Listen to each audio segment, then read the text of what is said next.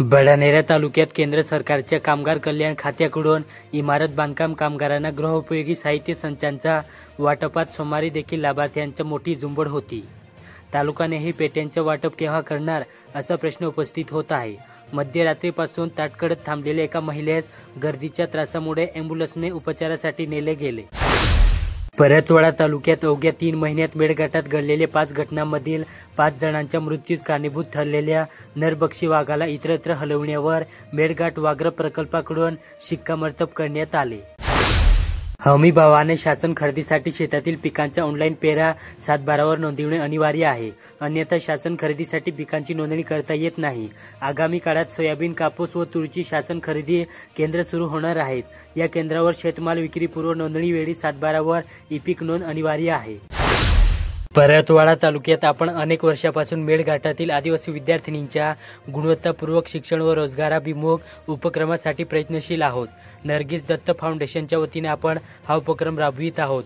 विद्यार्थिनींनी सखोल शिक्षणाची कास धरीत पुढे येण्याचे आवाहन माजी खासदार प्रिया दत्त यांनी केले।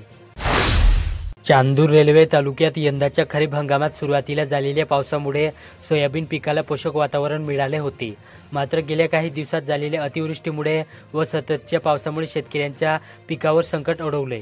शेतामध्ये पाणी साचून राहिल्याने तसेच सूर्यप्रकाशाच्या अभावामुळे पिकावर विविध रोगाचा प्रादुर्भाव वाढत असून उत्पादन घटण्याची भीती व्यक्त केली जात आहे।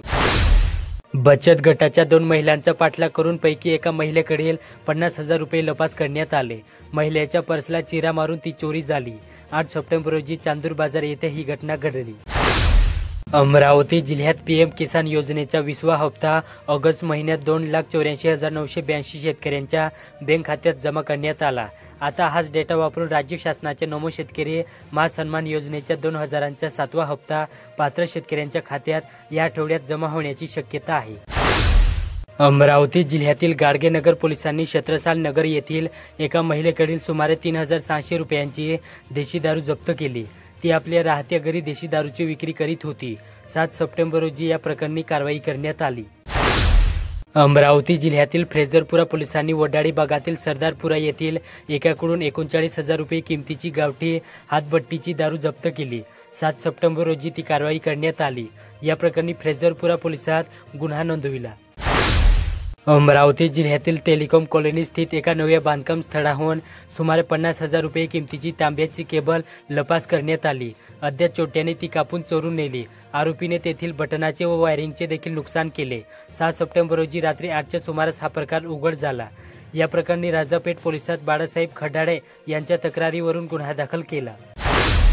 अमरावती जिल्ह्यातील पंचवटी चौकातील एका पानटोपरी चालकाचे विटेने डोके फोडण्यात आले। 6 सप्टेंबर रोजी रात्री 10च्या सुमारास हा प्रकार घडला। या प्रकरणी गाडगेनगर पोलिसात गुन्हा दाखल आहे।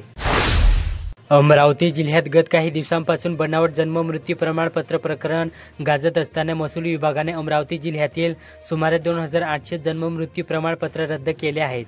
19 ऑगस्ट 2023 ते 30 डिसेंबर 2024 या दरम्यानच्या दाखल्यांना फटका बसला असून महसूल विभागाच्या आदेशानुसार ही कार्यवाही करण्यात आली। महापालिका प्रशासनाने सोमवार 8 सप्टेंबर रोजी अधिकृत कळविले आहे। बातुकुली तालुक्यातील खारतडे गाव येथून वलगाव पोलिसांनी सुमारे 7,130 रुपयांची देशी दारू जप्त केली। या प्रकरणी वलगाव पोलिसात गुन्हा दाखल आहे।